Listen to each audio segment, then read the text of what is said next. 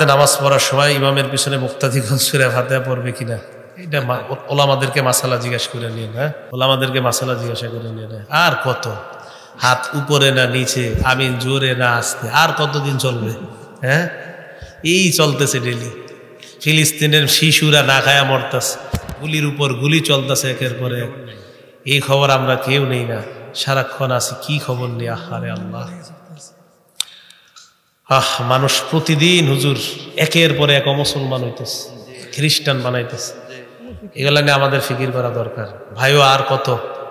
হ্যাঁ, এই সহজগুলা বিষয়গুলা নিয়ে 1500 বছরে যদি আজও পর্যন্ত এটা নিয়ে পুরা থাকি, ওলা আমাদের বিষয়গুলা সাধারণদের মাঝে কেন যে আনেন, আল্লাহ হেফাজত করেন। আল্লাহ আমাদের সকলকে যে কথাগুলা শুনলাম বললাম আমল করার তৌফিক দান করেন।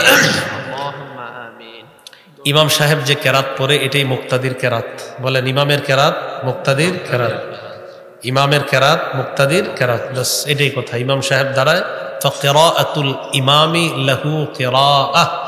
ইমাম সাহেবের কেরাত মুক্তাদির কেরাত, ইমামের কেরাত মুক্তাদির কেরাত। এখন অনেক যুক্তি আসবে, এটা করলে এটা, যুক্তি যতক্ষণ দিবেন ততক্ষণ যুক্তি চলতেই থাকবে। যেমন আপনারা ঠুস করে একজন বলে ফেলতে পারেন, হুজুর যেই জায়গায় ইমাম চুপচাপ থাকবে সেখানে কি করব, কথার কথা। আচ্ছা মনে করেন মাইক নেই, কি নাই, মাইক নেই, উনি নামাজ পড়াইতেছে, ওনার পিছনে আমরা 10,000 নামাজ পড়তেছি, কয় হাজার? নিশ্চিত পিছনের লোকেরা ওনার কেরাত শুনবো না, নাকি শুনবেন? 10,000 মানুষ যদি ওনার পিছনে দাঁড়ায়, ওনার তাকবীরও শুনবো না, কেরাতও শুনবো না, ঠিক না? তো তখন কি করবো? কি উনি যখন তখন কেরাতের নামাজে কেরাত পড়বে না, তো তখন কি করবো? তাহলে যুক্তির পর যুক্তি চলতেই থাকে, এই জন্য এগুলা না দেওয়া। যাই হোক, আল্লাহ আমাদের সকলকে যা শুনলাম আজকে বললাম আমল করার তৌফিক দান করেন। পুরুষ মানুষ অকারণে ঘরে নামাজ আদায় করলে কি হবে, এইটা করেন না, অকারণে ঘরে নামাজ আদায় করেন না। বাকি প্রথম কথা, আপনি আবার এই কথা কওয়ার কারণে ঘরে নামাজ ছেড়ে দিন না। মানে আমার কথা হলো, হুজুর আপনি কইলেন কি লেগে আর পড়মুই না, না ভাই আপনি পড়েন, আপনি পড়েন, এটা করার কারণে কিন্তু ছাইরা দিয়ে না, আপনি ঘরেই পড়েন আল্লাহর হস্তে, ছাইরেন না নামাজ। কিন্তু কথা হইলো আপনি মসজিদে গিয়ে নামাজ পড়েন। ইচ্ছাকৃতভাবে জামাত ছেড়ে দেওয়া, ইচ্ছাকৃতভাবে জামাত ছেড়ে দেওয়া ফিকহে হানাফিদের কবিরা গুনাহ।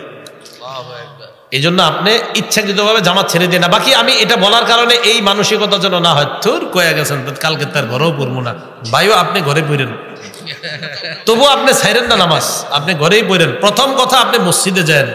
যদি বলেন হুজুর আপনি বলার কারণে কালকে থেকে ঘরেও পড়বো না, না এটা যেন না হয়, আল্লাহর হস্তে এই মাসালা বদহজম যেন না হয়, আপনি ঘরে পড়েন, তাও পড়েন, এটা ছাইরা দিন না নামাজ। আল্লাহ হেফাজত করেন।